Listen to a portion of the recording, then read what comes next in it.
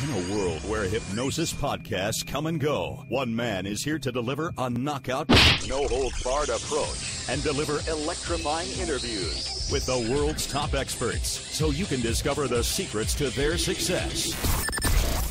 Introducing the Hawaii Hypnosis Podcast. Subscribe to the newsletter and get instant access to 4 free skill-building audios that utilize a revolutionary hypnotic approach to improve your skills from the inside out. It's practically bulletproof. Aloha, everyone. It's Antonio Perez with HawaiiHypnosis.org. Today for the podcast, I'm interviewing my friend Kelley Woods from Woods Hypnosis. How you doing today, Kelley? Hi, Antonio. I'm doing beautifully. Thank you. Good, yeah. The weather back in Washington was probably a little bit better than here in Kauai. It was a complete downpour today. This must be part of George Costanza's opposite plan because we had beautiful sunshine. Ah, exactly. I'm thinking George Costanza. I'm like, oh, okay, that's right. I remember. I mean, think about it. You guys already had some really good weather last year. Was it like 90 days straight of sun? Well, I don't know if we had that much. Maybe it was without rain. Usually our summers last about 3 days. Yeah, that's not too bad.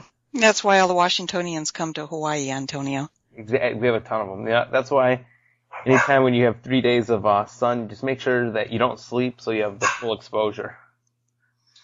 Sounds good. Oh, and if you hear that, that's my fan in the background, my dog Rocket. Okay, I was about to say, I was like, it's a weird sounding fan. Yes. What's your, can you give my audience a background, your personal background? Sure. I've been involved in hypnosis for a little bit of over a decade. I operate a private practice here in Mount Vernon, Washington. I have been a mom for over 30 years. And prior to being a hypnotist, I ran a few businesses of my own. I've been an entrepreneur almost all of my life. I was a driving instructor at one time, teaching teenagers and old people, which there's a lot of similarities there, by the way. Probably because they're both pretty stubborn. They both have their own mindsets, and that was a very educational time in my life. I also owned and operated a retail children's store for 12 years here in this area, in kind of a tourist area called La Conner. And so I've always been very interested in children's issues and being around children, and there's a part of me that's still quite childlike. That's a good thing. That's one of the best things, in my opinion, for hypnotists to be, is not immature, but to have that kind of childlike attitude about them. And if you have an attitude where you're playful and you go about trying to learn something with a playful attitude, or if you look at somebody like how would a kid look at this person's issue? How would they tackle it?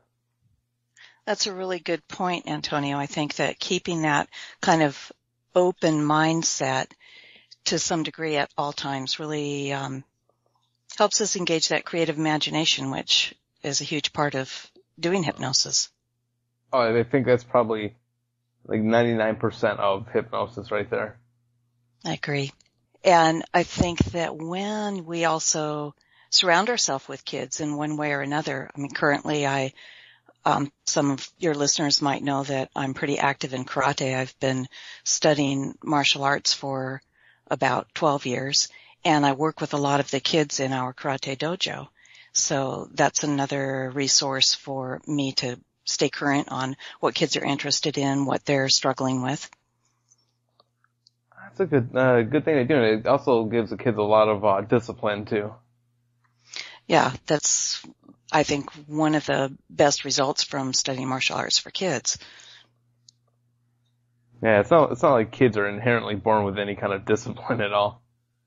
No, and although we might want to embrace that free spirit, sometimes it's necessary to know how to behave and when to behave in a certain way. Oh yeah, my parents did a really good job. If I was acting up in a restaurant, some people are like, let's go put you in timeout. My dad's like, timeout? He's like, we didn't have timeout. He's like, you're gonna get your butt kicked. Yeah, this is the good old school way, and I grew up that way too, and times are a little bit different nowadays, and that's one of the things that can present in our practices if we work with kids is, how they're struggling to fit into a new paradigm where adults are either not willing or able to discipline like they did in earlier generations. True. Join the ranks of the movers and shakers in the hypnosis and NLP community. Subscribe to the newsletter and discover why this podcast is taking the world by storm. Now, I would like to know why work with children to begin with. Well, Antonio, we already just started discussing some of the reasons. I think that life is much more complicated currently than it has ever been, and kids are overly booked. They're getting less physical activity. Families are more fractured. Kids are experiencing a lot of pressure, and they need us. They need our approach. We can be one of the few places where they're going to learn how to understand and deal with their emotions to improve their emotional quotient, their EQ. Some of the most rewarding work that I've done in my career as a hypnotist has been working with children and teaching them things about themselves that they can use for the rest of their life. It's very valuable. I haven't worked with kids too much. I mean, here and there, one thing I've really worked with kids for has been basically like studying issues, maybe a little bit of motivation, and helping them with just basics, like really small issues. I think kids are a lot more, appreciative of the work because, like, kids, how do I say it? Kids have a much more open mindset. So if they notice an immediate change, if you teach them how to anchor a feeling, I've had kids, their eyes light up, where I think even adults are kind of like, they're still a little skeptical of it, but kids are blown away by that. I think you're completely right in that, and you've already had that experience of seeing what, even if a child presents with a small issue, like, say, thumb sucking, what they learn in that time with you, they can keep and they can develop on their own. And so that becomes very powerful. When wanting to work with kids, let's say if somebody wants to primarily work with kids, I know you can't just go up to a middle school and be like, hey, let me hypnotize these kids. Because most people are going to look at you. Most people don't know what hypnosis is. They're going to be like, yeah, you're coming off like a crate. Get away. How do we go about finding clients that are children? That's a great question. And I think you can find them in a lot of places where you'd find adult clients. And referrals is definitely a good resource for that, whether it's referrals from clients that you've worked with in the past. I've worked with a lot of kids whose I first have worked with their parent. And, for, things like anxiety or weight, pain issues. And when the parent had success with me, then their natural question would be, hey, my kid has a bedwetting problem. Do you think hypnosis would help? So not only is that a great referral, but it gives a cohesiveness within the family about using hypnosis as a modality. And whenever you can get the entire family unit involved, that's going to increase the chances of success. I'm sorry for interrupting. I feel like I'm talking to Virginia Satir with her whole family approach. Well, I think that is, it's crucial that you have to really work in a systemic way. And I want to give a hat tip to Nathan Welch right now. Some people who are members of Hypnothoughts might be familiar with some of his postings in our kids group. And he is a family counselor in England who works solely with children and families. And I've learned so much from Nathan about the importance of involving caregivers and families in our work when we're addressing especially serious issues with children. Some of the other places where you can find kid clients are from doctors and dentists. They are happy to find solutions for problems like needle phobia or dental anxiety. It makes their job so much easier if a child can come and have a session with us and go and have their treatments in a less anxious state. And of course I prefer that because having to medicate kids is one of my last choices that I'd like to use. What I would like to add to that, Mm-hmm. I personally wish the last time I had gone to the dentist, so I had to get a root canal, and first there's two things I would have wished. First, I would have searched and found out what day is pediatric day and not gone that day. And then I also wish they would have had a hypnotist already, because I was doing self-hypnosis to relax myself. I'm getting to that point, I'm nice and relaxed. I mean, I don't mind needles, it's pain. Nobody really likes the feeling, so I'm just trying to relax. And all of a sudden I hear this kid just start screaming bloody murder. Like, I could picture him, in his mind, he probably figured he's in a torture chamber and they're gonna take his teeth and sell him to somebody. That's it. That's exactly what they're going through. And, as you notice, they don't have any filters. They let it fly. And so it can affect, as you gave a great example, even other patients. So there's a lot of motivation for medical professionals to get our help with kids in certain cases. Another source are athletic coaches. I have worked with many kids for sports performance, and once a coach finds out that hypnosis is partially responsible for some of their improvements. For example, I worked with a pole vaulter, and she was having some anxiety, which I can totally understand. That's one sport I would never want to do myself. Exactly. And it was affecting her performance. And after a couple of sessions together, she actually increased her height jump by a whole foot, and her coach was blown away, wanted to know, how that possibly happened. And the girl went on to place third in our state championship. So the best referrals are, the ones that we work with and spread the word. There's other places that we can find kid clients. I was given the opportunity to give a teen presentation at a local city library. And libraries are very open to hypnosis. They usually have rooms that are available at little to no cost. And they even promoted the event for me, and it was a real hit. Subsequently, I was even invited to come back and work on a fee basis to do a stress anxiety workshop for the library staff. Not related to dealing with their teens, though. Their teens were good. Oh, that's good.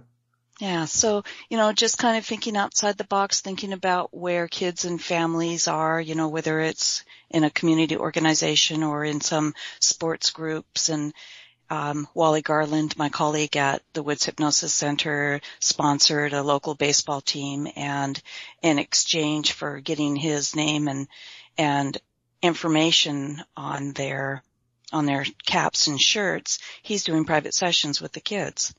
So there's lots of creative ways that you can get kids into your practice.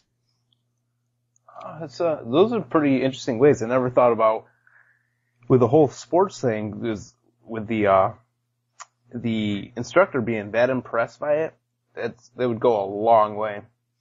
Well, that's what they want to do. They want to get wins, and if we're helping improve the performance, then that's going to get their attention.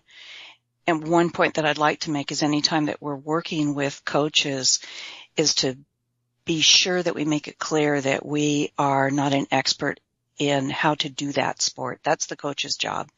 But we're there to teach the child how to focus and improve how they execute what the coach teaches them. So there's a distinction there. And that way we don't step on toes. Now, one of my personal ethics, one of my code of ethics is I refuse to work with anybody under 18 without parental permission. Are there any age limitations you have? I'm sure you always have parental permission, but do you have any kind of age limitations? Well, personally, I think that if they can talk, they can engage. And I have worked with kids as young as 3 years old. And I always have parental permission to work in my office with a child. I know that some practitioners have some limits for themselves, and that might be just what they're personally comfortable with. When a parent comes with a child, I'll meet with them together and listen to what they both have to say. And then depending on the age of the child, I'll give the parent and the child the option of having the child work privately with me. With older kids, that's usually appropriate, and they appreciate that confidentiality that comes with that too. With a younger child, I happen to have a couple of rooms that are available, so I'll just leave the door open, and the child can move back and forth and go from the place where I'm working with them and check on the parent and see that they're still there, and that seems to work with them. Little kids are pretty active. You're never going to get them to just sit in a chair or on a couch. They're going to be wiggling and moving and rolling and climbing all over the place. Yeah, and I would imagine, especially with kids, you can't just tell them, okay, close your eyes, imagine you're at a beach, or maybe they've never been to a beach, but it seems like an approach with a really young kid. The youngest I've worked with, I think, has been 6. I believe it was about 6 years old. And they was just doing basic street hypnosis. I think it was helping the kid with, I think it was shyness. I think this one was shyness. What are some of the different approaches you use for, depending on the child's age? Well, depending on their age, and I think one of the questions that a lot of people ask is, what kind of inductions do you use with children? And the interesting thing is that kids don't really need formal inductions. They are up to at least the age of 8. They're pretty much in a trance. They haven't quite developed that firewall, that filter yet.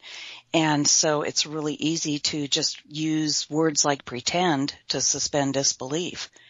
And, if you're working with a small child, if you keep with the thought that you're playing with them, you're going to be able to capture their imagination and really get them involved in that. I had about a 4-year-old who had been kicked out of 3 preschools because he was pretty rambunctious, but he'd also have temper tantrums, and he would just have these fits, these rages. And of course his parents were getting pretty upset and worrying about what's going to happen when he gets into grade school. And the first thing that I did was to change places with him. And I laid down flat on my back in my office and told him I had a problem. Could he help me? And I don't even remember what problem I told him I had. It was some little thing. And he gave me some great advice. He said, you need to take a breather. And so, yeah. And so then I asked him to teach me how to take a breather, and he went about giving me a great self-hypnosis lesson. And so I think that when you realize that these kids have solutions within them and you give them an opportunity to tap into them, a lot of our work gets done that way, just kind of organically. Yeah, one thing I've done with, I think it was my nephew once I've done with it, where I think he was having a hard time, I think it was reading. And I remember we were camping up on the North Shore up here on, Kauai. Beautiful night out. And I remember, I'm trying to think of, how to do it without doing formal hypnosis. And I think it was like a modified Betty Erickson induction. I was like, and I asked him which one of your superheroes, can read easily? And he told me, and I was like, why don't you, and I told him how to become his superhero, before he would go to sleep every night. And he would end up having these crazy dreams. I think it was the Hulk. He was being the Hulk, doing all these crazy things, and he's actually way better at reading now. And he loved it, didn't he? Oh yeah. You had the perfect approach for him. And I think that, we can, during our first moments of getting to know the child, we can find out some of their interests, their hobbies. Then of course we utilize those things just like we do with adult clients. It's really not that different. In fact, I think it's much easier, because like you mentioned before, children don't have that skepticism. They're open to these experiences, and it's fun for them. When we're dealing with a little bit older child, using some of the phenomena of hypnosis, is a great way to go. They love the rituals. They love the magic, and teens especially enjoy that. And so I'll do things like, some magnetic fingers and arm elevations and these kinds of effects, because they find it humorous and they can't wait to tell their friends about it. So it's a great, fun, exciting experience for them. Yeah, I had my same nephew one time. I think I did magnetic fingers, and I gave him suggestions. Fingers locking down, gave him like catalepsy in his legs, and I threw like, I think it was a $5 bill on the ground. I'm like, here, you pick it up, you can grab it. And of course, kids are like, $5. Oh my God, I'm gonna grab that. And he couldn't move, and he's looking at me like, he's like, oh my God, this is weird. But he loved it. He's laughing. He's like, wow, this is so weird. You'll see lots of laughter from the kids. They just crack up. They don't filter that. Adults, you might see them kind of smile a little bit when they have an eye lock or something, but the kids will just like that kid in the dental chair, no filter. They just let it flow. And it really adds to the whole experience. Earlier you had asked why work with children. It's fun. It's really fun, and we can bring up our own childlike parts when we're engaging with them. And I think it's really healthy as a practitioner to do that on a regular basis. And even if we're working with serious issues, to be able to engage them in a sense of play gives them a break from that, because, if we're having kids that have pain, for example, maybe they've been having some medical challenges in their life. For the most part, their interactions have been very serious. And so to come and be able to play and have some experiential relief, getting in on a flying magical carpet and going to a comfort land, or getting in a little protective flying bubble and being able to tour the inside of their body, can really give them relief and respite from the rest of that serious stuff. And it's all about having fun. It is. When you infuse the session with fun, you're pretty much guaranteed success on some level. And it seems like you wouldn't need to use a whole lot of techniques. I'm sure you probably may, but it seems like some of the techniques might just be extra weight when working with a kid. I think so. And I think that what's really important, Antonio, is to let the kid take control of it. We use a lot of storytelling, and this is one of Nathan's favorite approaches, is this dynamic storytelling. And it's easy to start a story for a child, and they'll take it and they'll run with it. And I don't know if you've ever heard of a kind of a reverse metaphor, where you ask a client to tell a simple story, and then you reiterate it back to them, and then ask them, paraphrase it and ask them how that relates to what's going on in their life. Well, this is a great strategy to work with adult clients, but in a way, this is what you do with a kid, because they're going to come up with the solutions as they tell the story. I had a very young girl, she was about 6, come in, and she had quit eating. There had been a little accident, a car accident her father was involved in, and he had recovered, but it had traumatized her, so she quit eating. And I had some puppets, and we decided to have a little puppet story, and created this scene where the puppets were playing together, and the frog had a bubble stuck in his throat. And the story proceeded to the point where the frog decided to burp and belch the bubble out, because the bubble was keeping him from being able to eat a fly. So this metaphorical story was, of course, relating to her problem, and she joined in to the belching party, and it was hilarious. And once this party was over, then I got out some fresh cut fruit, and she proceeded to eat. So using these kinds of things for kids, and I think it's appropriate for kids of all ages, can empower them to come up with solutions, get their creative imagination fired up so that they can find those answers for themselves. And of course, when we talk about self-esteem for children, or for people in general, we gain self-esteem through experience. It's wonderful to have people tell us that we're smart or we're good at something, but when we actually accomplish it, that's when it really sinks in, and that's when it builds inside of us. Yeah, you're right. Like if you actually have the visceral experience of doing something where you become confident, you're like, okay, I get it. It's much better if it comes from the inside. It is. And, we think about how the subconscious mind doesn't really differentiate between that real and imagined, that fantasy. We can give children that experience of achieving something, whether it's doing well on an exam or, getting past some problem that they have. This is an approach that I use a lot when I'm working with kids who have bedwetting issues. Giving them that mental rehearsal. It's just like providing that template for them, and all they have to do is just have the body catch up to it. Yeah, just gotta do a little bit of practice. Yes.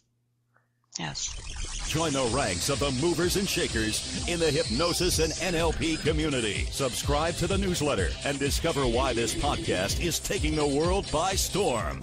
Now, before you work with anybody, you always need to have rapport. And I know a lot of people are scared of working with children. What are some ways that you establish rapport with children? One thing that I'm always very careful to do is to make that child be the most important person in the room.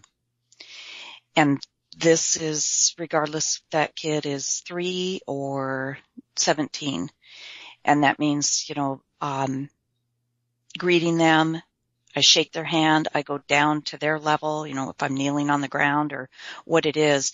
And the parent is kind of an afterthought. And that's what the child is feeling, that, wow, this is a place where I am the most important person.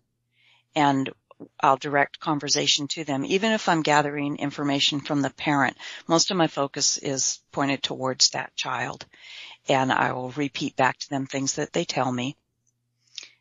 I think also what will happen is a lot of times parents will present and say, well, Johnny's having a hard time. Johnny can't focus. Johnny is fidgety. Johnny is hitting his brother. And the parent will give this list of all the terrible things about Johnny. So at some point, I will be looking at Johnny and I'll say, well, I've heard all these things about you. Tell me something great about you. And 9 times out of 10, that kid will have something good to say. And that right there kind of makes a shift. So the child knows that I'm aligned with them no matter what. And that opens the door for them to be engaging with me. I also want to make sure, Antonio, that they want to be there, that they're not there because someone else is making them be there. And so I give them that option, especially with teenagers. And if the teenager doesn't want to be there, I say, well, I love meeting you, and maybe you want to think about it, and if I can answer any questions for you. Sometimes they have questions for me, and they opt to proceed with our work. But I've had a few just that was not what they wanted to do, and they're out of there. And I think being able to screen that right at that point is smarter than trying to force them to engage in hypnosis. Yeah, one thing that I found out, especially doing street hypnosis. So, a lot of people are scared of hypnosis. They don't know what it is. So, it's happened a couple of times. The last time it happened, there was a family of 4. It was 2 adults, 2 kids. And who do you think was the person to be offered to be hypnotized? Well, I imagine the kids wanted to be hypnotized. Well, let me put it this way: the parents, they're like, well, I want to see if it works. So here, take my kids. Let me throw my kids on. Let me throw my kids under the bus. They wanted to sacrifice them. Yeah, exactly. Yes, right. Well, I'm sure that you made sure that the kids had a good time. Oh yeah. Yeah. And there's so many ways to connect with a kid, and like we talked about before, involve your own inner kid.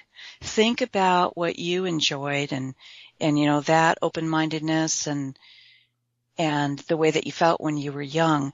There's that great idea about the different time sets that we are experiencing, where we can be in the past in a present or negative, we can be in the future in a positive or negative, and we can be in the present in a positive or negative. And children live in the present. and they can move from positive to negative in a flash. You've seen it happen where a kid will fall down, scrape their knee, and be crying, and then be laughing seconds later. Yeah, exactly. And so understanding that that's really where a large amount of their experience is in the now. This is great. This is good to know because, a lot of our work is in dealing with mindfulness and getting people to step out of those fearful states, whether they're being maintained from past memories or from fears of what might happen. Yeah, what could possibly happen in the future.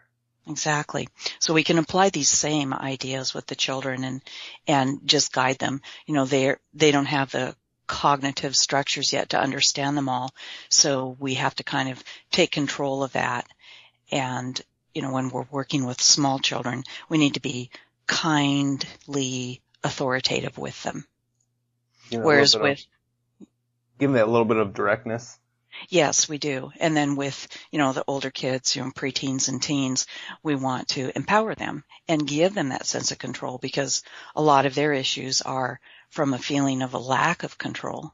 Their lives are being managed in so many ways and they're just looking for a way to get some autonomy. And hypnosis is a wonderful that. You're listening to the Hawaii Hypnosis Podcast. Can I ask you to subscribe to the podcast on iTunes by going to hawaiihypnosis.org/iTunes and give us a 5-star rating? I know that you and I were both children at one point, and I'm sure you loved doing all your homework assignments, right? You know what's really funny, Antonio? I didn't have homework. You didn't? No, pretty much I didn't. I was a 4-point student and I got my homework done at school. Rarely, I might have an assignment, but nothing like kids have now. And, I feel sorry for kids now. Their homework loads are huge, hours a day. Yeah. And when we think about giving our clients homework, the idea of piling more homework on a kid who's overloaded already with schoolwork is not very appealing. So, but it's important because we know that repetition is key, and if we want to rewire some of their thought processes and the way that they're thinking and dealing with life, it's best if they can do that on a regular basis to make it stick, to make it permanent. So finding the incentives for that is really important, and then tying it to fun. I know sometimes I'll even reframe the idea of doing self-hypnosis to taking a recess from their life. And most kids like that idea of recess. They don't get enough recesses anymore. So this is one for them. And, even I worked with a young man in my office today, and he's involved in sports. He's got school. He's got a music activity. And that 45 minutes in my office was his recess. He absolutely loved it. And he said, I never do this. I never just do nothing. And we forget that kids need to do nothing sometimes too. Yeah, they need that mental break. Yes, and so this can actually give them an excuse to do nothing. And I'll even tell them that, tell your parents that you're going to go and do nothing for a little while, and you need not to be disturbed. I'm sure most parents would love hearing that. Yeah.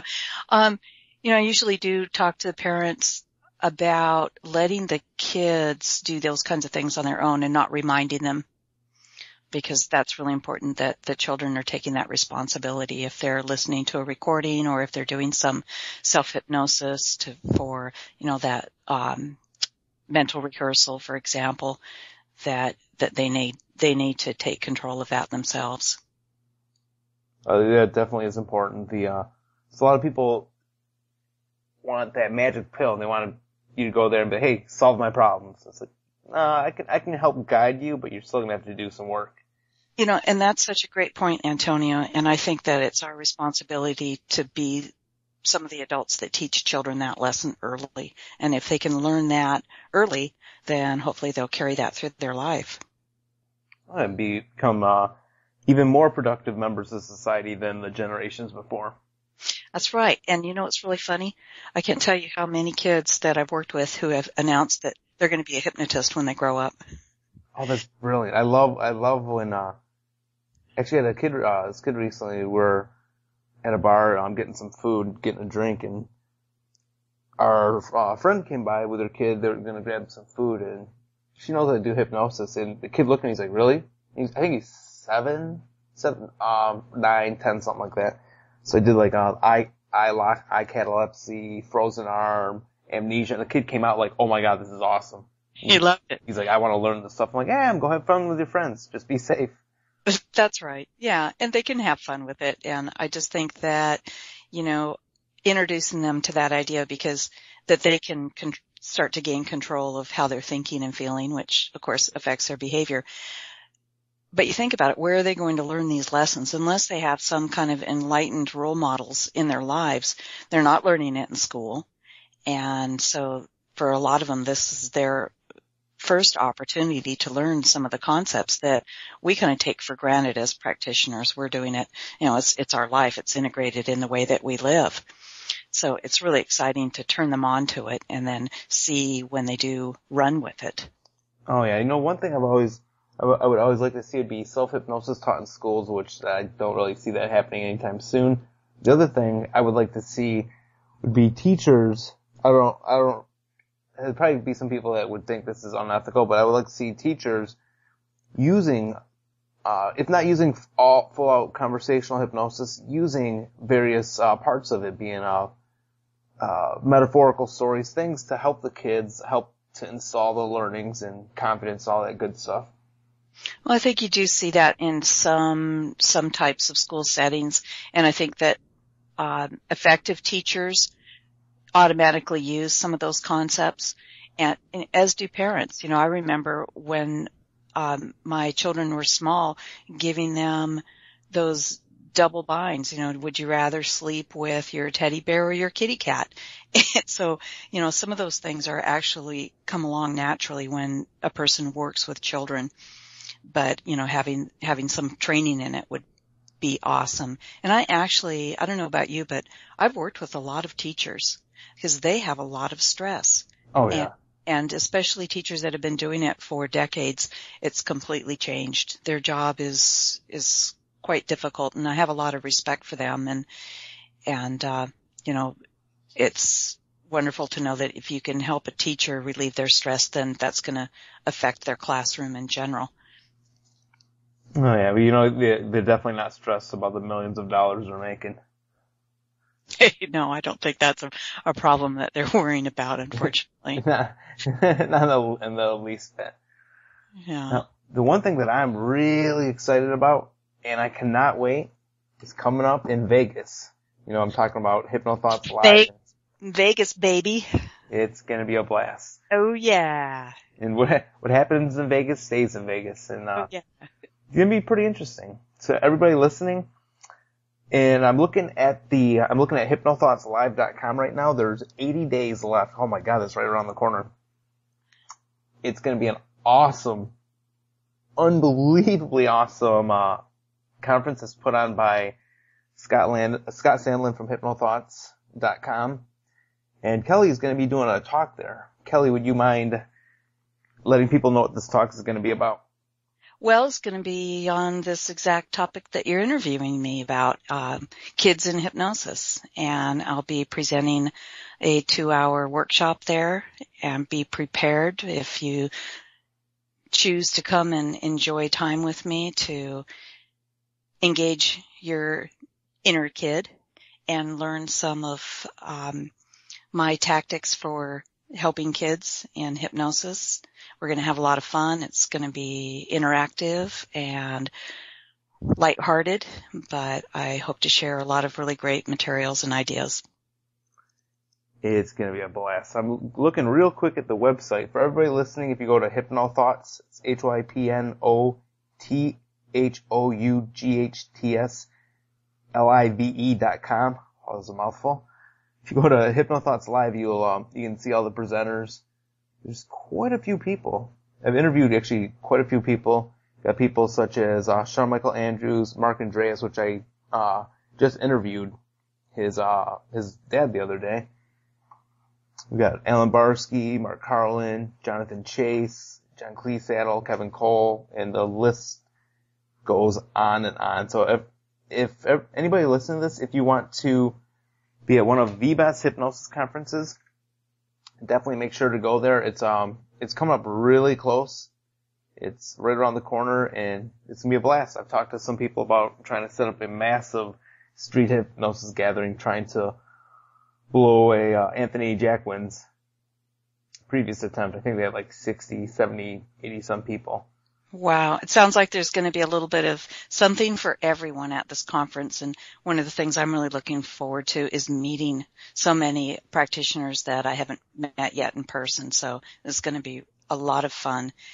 I'd also like to invite people, if you aren't already a member of Hypnothoughts.com, to join. And within Hypnothoughts.com is our Kids Works group. So we have a lot of great discussions and posts in there, and please feel free to join us if you have an interest in working with children. And also, feel free to email me directly. I mentor quite a few people and help them with certain cases that they might be struggling with or have questions about. Oh, this is going to be unbelievably awesome. And let me check on the date real quick. The date is, I had it. It was June 14th, 15th, and 16th, I believe. That's right. It's over Father's Day weekend, so bring your father or your son or your daughter. They can play. I'm bringing both my daughters. Definitely. It's going to be a blast. Oh, that's right. Your daughter's going to be there doing professional photo ops, isn't she? I have one daughter who is a certified hypnotherapist, and she'll be attending the conferences and assisting me at my presentation. And then I have another daughter who's going to be having a booth there taking professional photographs. So anybody that needs a headshot can go and see Marika and get an affordable one done there at HT Live. I'm going to need that because my current headshot could be cleaned up quite a bit. Awesome. She'll take care of you. So for everybody listening, what is your website again? My website is woodshypnosis.com. So definitely check our website out, woodshypnosis.com. Check hypnothoughtslive.com. I'll have links on this blog post. Or if you're on the YouTube part, if you're watching this on YouTube, you can look down and you'll see the links. And also, do me a favor. I love hearing feedback. Go below the post and leave me a comment. Let me know if you're going to be at Hypnothoughts Live, or leave a comment about anything else. Kelley? Yeah. Thank you very much, Antonio. And anybody that has any questions or wants me to do anything special, like jumping jacks at our presentation, just shoot me an email. I'm pretty sure. I look forward to seeing you. Isn't Scott Salen going to do? Isn't he going to do the Gangnam dance? I thought I heard that. I hope so. It'll be great to watch. I'm sure it's going to be a crazy conference. Yeah. So Scott, if you're listening, expect you to do Gangnam style. Hi, Kelley, I can't wait to meet you. It'll be great. Same here, Antonio. Thanks so much. And everybody listening, subscribe to the newsletter if you want some more podcasts delivered straight to your email. Thanks for listening to the Hawaii Hypnosis Podcast. Connect with us at Facebook.com/Hawaii Hypnosis, Twitter.com/Hawaii Hypnosis, and YouTube.com/Hawaii Hypnosis.